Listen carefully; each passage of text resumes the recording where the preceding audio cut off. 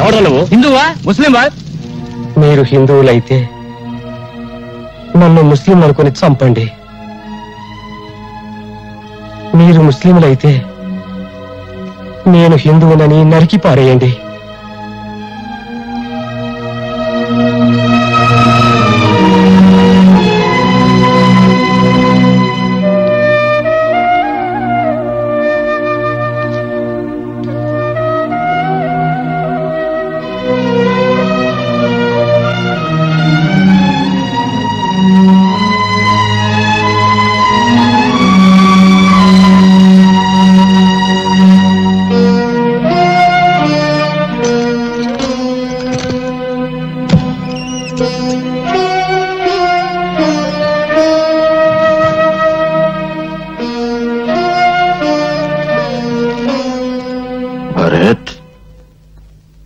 వాళ్ళ ఆఖరి నేను చూడలేనురా. ఈ డబ్బు నేను చస్తే నాతో పాటు తగలబెడతారా? లేదే, తీసుకెళ్ళరా. ఈ డబ్బు మొత్తం తీసుకెళ్ళు. వాళ్ళ కన్నీళ్లతో తీసుకెళ్ళు. వాళ్ళ కష్టాల నుంచి బయటకు తీసుకురారా. వాళ్ళంతా పాపం పొట్ట చేత్తో పట్టుకుని ఇక్కడికి వచ్చారురా. ఇక్కడికి వచ్చిన రోజున నువ్వు హిందువా, ముస్లింవా, క్రిస్టియన్వా అని అడిగానా? లేదే, అడగకుండానే ఆశ్రయించాను. ఎందుకు? ఈ ప్రపంచంలో ఆకలి, చావు ఈ రెండేరా మనుషులందరి దగ్గరికి చేర్చేది.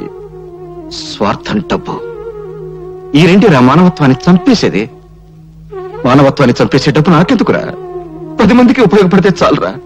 తీసుకెళ్ళి ఇచ్చేసారా. చింతనంలో మా నాన్న పోయాడు. అందుకే నాకు తండ్రి మమకారం తెలియదు. ఈరోజు నేను చూస్తుంటే ఆ మమకారం విలువ తెలిసింది.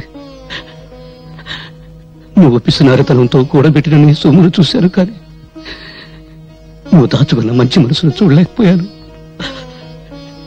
ఈ చదువు నుంచి నిన్ను నాన్నని పిలుస్తా. నాన్న,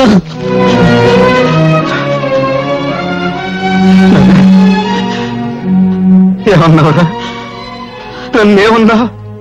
నాన్న అన్నావు కదా? అవునరా, నేను నీకు నాన్నని. నువ్వు నా కొడుకువి. నాకు పెద్ద కొడుకురా. నేను చస్తే రేపు నాకు తల కొని పెట్టేది నువ్వేరా. ఏంట్రా? ఏంటా చూపు? పర్వాలేదు, కొట్టు. ఇక్కడ చిన్న మెదడు ఉంటుంది, కొడితే చస్తాను. ఇంతకాలం నేను అర్థం చేసుకునేందుకు నేను చస్తేనే. కొట్టు. నువ్వు చావకూడదురా. నా ఆయుష్ అంతా పోసుకుని బ్రతకాలి.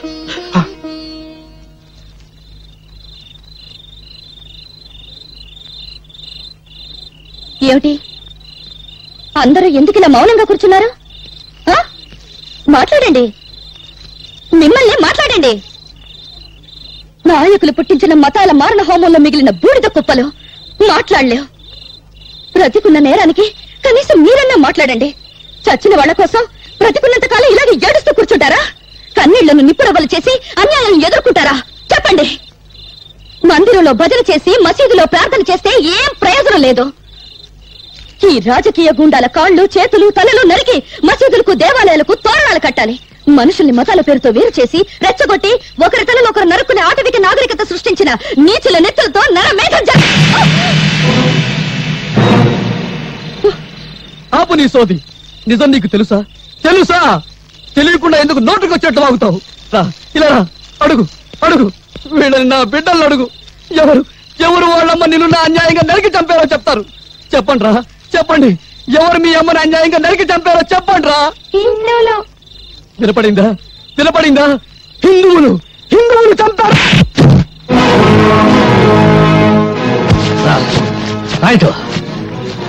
మంచంలో ఉచ్చబోసుకునే ఈ పిల్లలకు హిందువులు, ముస్లింలను నేర్పింది ఎవరు?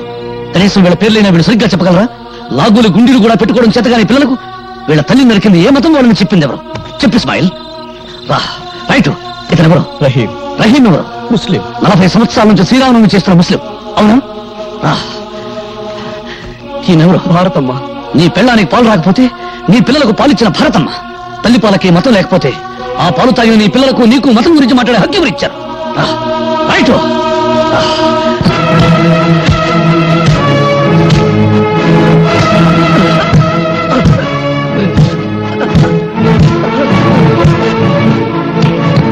ఇందులో హిందువుల నెత్తురు ముస్లిం నెత్తురు ఏదో చెప్పు.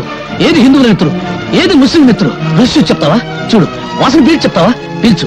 నేను హిందువుని మా అమ్మ కడుపులో 60 నెలలు, నువ్వు ముస్లిం అని 70 నెలలు ఉన్నావా? ఆకలిలో తేడా లేదు, అనుభవించే దరిద్రంలో తేడా లేదు, పెళ్ళాం దగ్గర సుఖం అనుభవించడంలో తేడా లేదు. కబీరేమో హిందువా? కాదు. రాంభజన్ ఎందుకు చేశాడు? అల్లా బలాకరిగా అల్లా మాలిక్ అన్న సాయిబాబా హిందువా ముస్లిమా అనే ఆలోచన లేకుండా ప్రతి ఒక్కరూ ఎందుకు పూజ చేస్తున్నారు? వెంకటేశ్వర రెండో భార్య బీబీ నాంచారమ్మ ముస్లిం అని మీరే అంటున్నారు. ఓ హిందూ ముస్లిం స్త్రీని పెళ్లాడితే మతం మారిన మరి పిల్లలే పుట్టరా? నిన్నటి వరకు ఒకరి పండుగల్లో మరొకరు పాలు పంచుకుని ఆనందంగా సుఖంగా ఉండేవాళ్ళం. ఒకరి కష్ట సుఖాలు ఒకరు పంచుకునేవాళ్ళం. దేవుడు తినడానికి తిండి, తాగడానికి నీళ్లు, పెంచడానికి గాలి ఇచ్చాడు గాని తన్నుకు చావమని మతాలకు సృష్టించాడా? ఈ ప్రపంచంలో ఉన్న 2 మతాలు.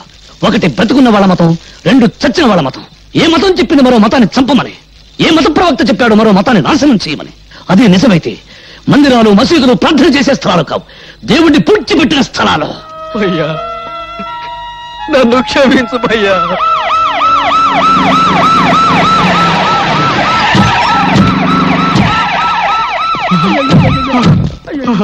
అయ్యో, శభాష్. శవాల్ని పీక్కు తినడానికి కుక్కలు, మోసుకెళ్ళడానికి గాడిదలు వచ్చాయి. శభాష్ శభాష్. వెంట పేపర్ వాళ్ళు, టీవీ వాళ్ళు వచ్చారు. రేపు మీ ఫోటోలు పేపర్లో రావాలిగా. పీనుగుల మీద పిండాకుడు పొట్టాలు కట్టుకోవడానికి వచ్చారు. అధికారం కోసం పక్కలేసే బ్రోకర్లు, పదవి కోసం తల్లిని, చెల్లిని, పెళ్ళాన్ని తరచే డాఫర్లు. గాంధీ గారు పోయేటప్పుడు హే రామ్ అన్నాడు గాని యా అల్లా అనలేదని మతాల కుంపట్లు కూడా వెలిగిస్తారు. ఆగండ్రా, ఇది మా నిరుపేదల పవిత్రమైన నెత్తులతో తడిసిన స్థలం. మీ పాపిష్టి పాదాలతో అపవిత్రం కావడానికి వీల్లేదు. మతం పేరుతో మీరు మనుషులను విడదీస్తే, మానవత్వం పేరుతో మేమంతా ఒక్కటవుతాం. విడదీసి పాలించి తెల్లవారి నీతిని మీరు అనుసరిస్తే వెరగదీసి మిమ్మల్ని దారిలో పెడతాం. ఇదిగో భర్తప్పయ్య, ఊరికే ఆవేశపడాల్సిన సమయం కాదు ఇది. ఆపదలో ఉన్న ప్రజల్ని ఆదుకోవాల్సిన సమయం. ఎంతసేపు నీ గోలు నీదే గాని మేము చెప్పేది వినిపించుకో. ఇదిగో మీ కన్నీళ్లు తోవడానికి, మీకు జరిగిన అన్యాయం మీద కమిషన్ వేయమని ప్రభుత్వాన్ని డిమాండ్ చేయడానికే మేము ఇక్కడికి వచ్చాం. మీకు జరిగిన అన్యాయానికి యావత్ భారతదేశం సిగ్గుతో తల వంచుకోవాల్సిన ఇసాధకర సమయం ఇది. వాడి వాడి అరిగిపోయిన రికార్డు. రెడీమేడ్ చొక్కాల్లా రెడీమేడ్ స్టేట్మెంట్ తో వచ్చిన మీ సానుభూతి దొంగక నీళ్లు మాకొద్దు. ఆపండి. ఇదిగో భర్తప్పయ్య, ఇది ప్రజాస్వామ్య వ్యతిరేక చర్య. మేము అహింసవాదు. మీరు అహింసవాదులైతే మీ పక్కన గన్ను పట్టుకున్న పోలీసులు ఎందుకురా? అది సంతోషమా నిన్నే. ఇంకొక క్షణం మీరు ఇక్కడ ఉన్నారంటే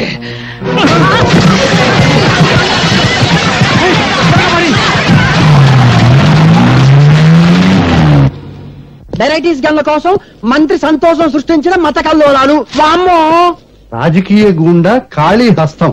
లక్ష్మీనగర్ మత కలహాలలో నిజమైన ద్రోహులను ఉరి తీయండి. హలో, మంత్రి సంతోషాన్ని. నమస్కారం అండి. అదిగా ఆ చెమట్లు ఏంటి, ఆ వణుకుడు ఏంటి? ఎవరు ఫోన్ లో? నమ్మకం ఉమ్మేమన్నా పడిందా? అబ్బే లేదురా మాడా. పెద్ద మంత్రి గారు తూ అని ఉమ్మేశారు. మన విషయం ఢిల్లీ దాకా పోయిందంట. కడిగారు, బాత్రూమ్కి వెళ్ళొస్తాను. ఏమిటో వీడి బతుకే బాత్రూమ్ అయిపోయింది. అసలు వెరైటీస్ గన్ల సంగతి, దీనికోసం మనం చేసిన గొడవ సంగతి, ఇదంతా పేపర్కి ఎక్కించింది ఎవరు? ఇదిగో బాత్రూమ్ లో ఆలోచించలేవు. ఆ పేపర్ పిల్ల స్వాతి పోలీస్ కమిషన్ అంటేసుకుని పెద్ద మంత్రిని కలవడానికి ఢిల్లీ పోయిందంట. అది విషయం. అది అక్కడ కోత కూసింది, ఇక్కడ రాత రాసింది. ఇదిగో అది ఆడదే అయినా మనందరికీ మొగుడు. ముందే చెబుతున్నా. అది రాసి పారేస్తే నువ్వేమో చార్మినార్ దగ్గర చీకులు చీకులు అనుకుంటూ, నేనేమో బిర్లా మందిర్ దగ్గర పూలు పూలు అనుకుంటూ, ఈ శ్రీపతి బావేమో ట్యాంకు బండి మీద ముంద కిందప్ప అనుకుంటూ, ఇక కాళీబావేమో మిషన్ భుజాన్ని వేసుకుని హైదరాబాద్ లో సానా యమ్మ సానా అనుకుంటూ తిరగాల్సిందే. గొంతు నరం తెంచుతా, నోరు మూసుకో. ఆహా, కోపంలో కూడా ఎంత అందంగా ఉన్నావు బాబా. జానీ, వెళ్ళు. ఆ పేపర్ పిల్ల స్వాతి పర్సనాలిటీ చూడు. ఫిగర్ ను బట్టి రేపో, పవర్ ను బట్టి మడ్రో తెలుసుకో.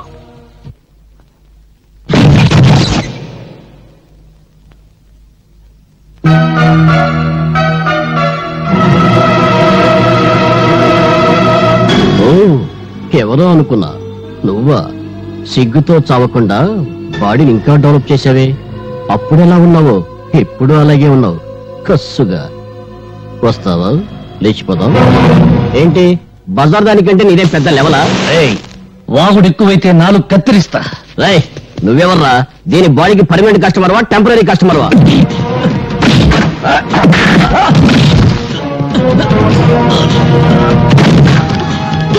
వాళ్ళతో గొడవ లేదు, నా మాట విను. వాళ్ళు మంచి వాళ్ళు కాదు.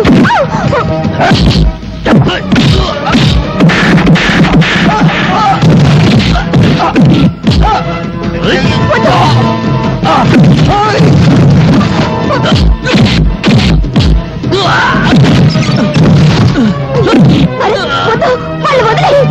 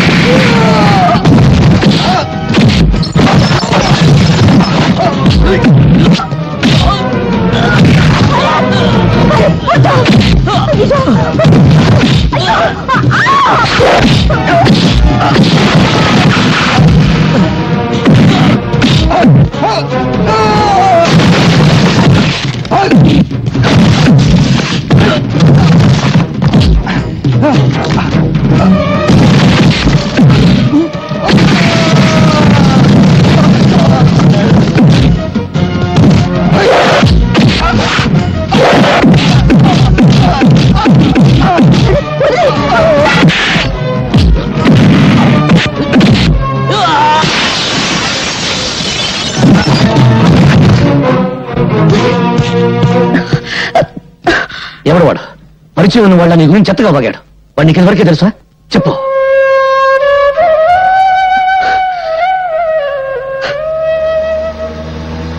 గుండా కాళీని గురించి నేను రాసిన ఆర్టికల్ కు చాలా మంచి రెస్పాన్స్ వచ్చిందమ్మా. తనను గురించి చెడుగా రాసిన వాళ్ళ తలలు నరికి పెళ్ళాలకు పంపిస్తానని ప్రెస్ మీట్ లో చెప్పాడట డాడీ కాళీ. చూశాను. బెదిరింపులకు భయపడి సత్యాన్ని చంపుకునేవాడు పత్రికా రచయిత కాలేడు. మీ మాటలు వింటుంటే నాకెందుకో భయంగా ఉందండి. ఇంత పిరికమ్మను ఎందుకు డాడీ పెళ్లి చేసుకున్నావు?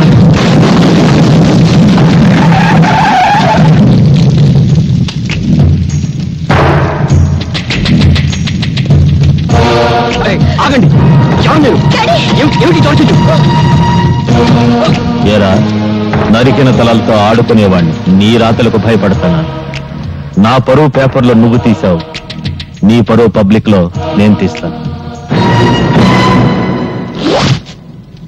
ఓ, ఎంత సెక్సీగా ఉన్న కూతురుందా నీకు? నీ పేపర్కు మ్యాటర్ కావాలంటే దీన్ని ఏదో చెయ్యాలి. ఏం చెయ్యాలి?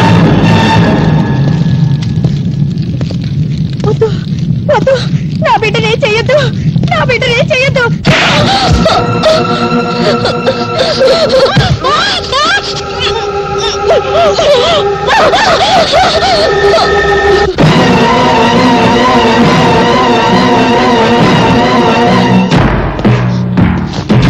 ఆగండి, కదిలితే కాళ్ళు నరుకుతా.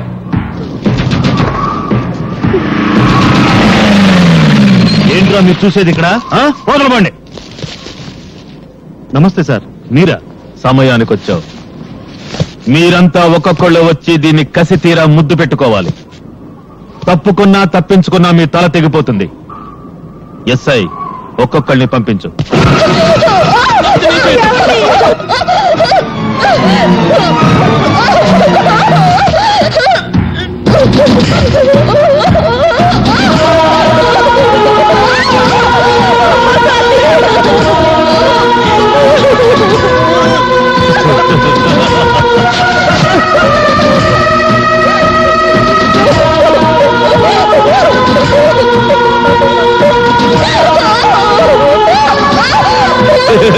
¡Ay,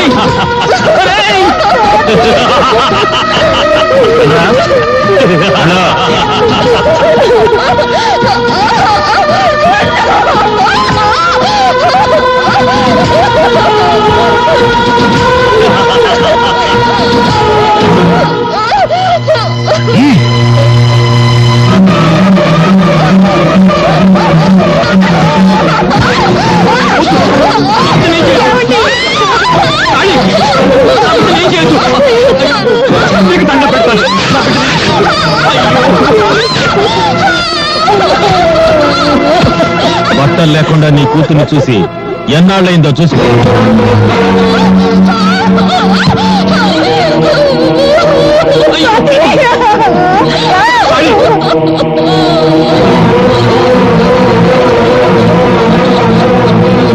నువ్వు బట్టలుడ తీసింది నా బిడ్డకు కాదురా, భరతమాతకు. నువ్వు పరువు తీసింది నాకు కాదురా, భరత జాతికి. రేయ్, కత్తి కన్నా కలం గొప్పదన్న సత్యాన్ని నిరూపిస్తాను.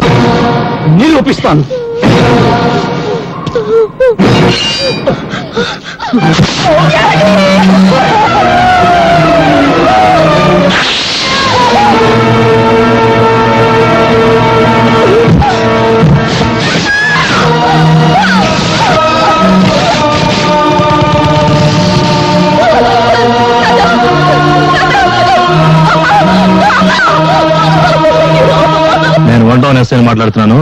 గాంధీ సెంటర్ లో 2 మర్డర్లు జరిగాయి. ఎవరు చంపారో తెలీదు. ఏవో ముఠా తగాదులు అనుకుంటా. వెంటనే పోస్ట్ మార్టం ఏర్పాటు చేయండి. ఏమిట్రా మీరు చూసేది? ఇక్కడ వెళ్ళండి.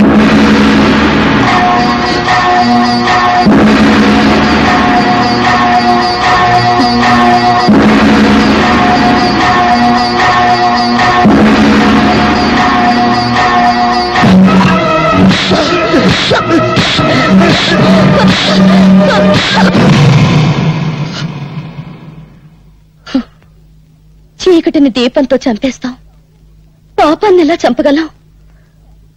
పాపాన్ని చంపాలని పిచ్చి ఆలోచనతో న్యాయం కోసం కోర్టుకెళ్లాను. కానీ అన్యాయం నాకంటే ముందు కోర్టుకెళ్ళింది. ఓడిపోయాను. అనాథగా ఇక్కడికి వచ్చాను. ఇక్కడికి అందరం అనాథలుగానే వచ్చాం. కేర్ ఆఫ్ ప్లాట్ఫారం గాడు అంటే నీకు ఉన్నారు. కొందరికి రేషన్ అయిపోయింది, వెళ్ళిపోయారు. అమ్మ సంగతి తెలియదు. ఇంకా ఇప్పుడు నువ్వు ఉన్నావు. నేను ఎలాంటి వాడినో చెప్పే కాంట్రాక్ట్ సర్టిఫికేట్ నా దగ్గర లేదు. బీడీలు తాగుతాను. జెండా మార్కు బీడి, దేశభక్తి కోసం. జెండా మార్కు బీడీ వాసన, జెండా వాసన. అందుకే నాది గబ్బునూరు. వస్తా.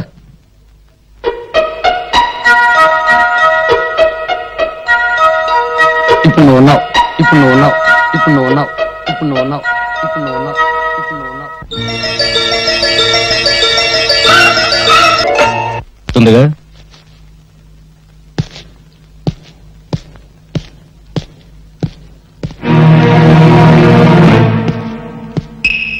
నాన్న, నాన్న, ఎవరతను? ఏంటి మొహంలో కంగారు కనపడుతుంది? కంగారా? నాకేం కంగారా? నా తర్వాత మీరెలా బ్రతుకుతారని ఆలోచన. ఆ మాట నిజమని నీ ఒక్కగానొక్క కొడుకే నా మీద ఒట్టేసి చెప్పండి.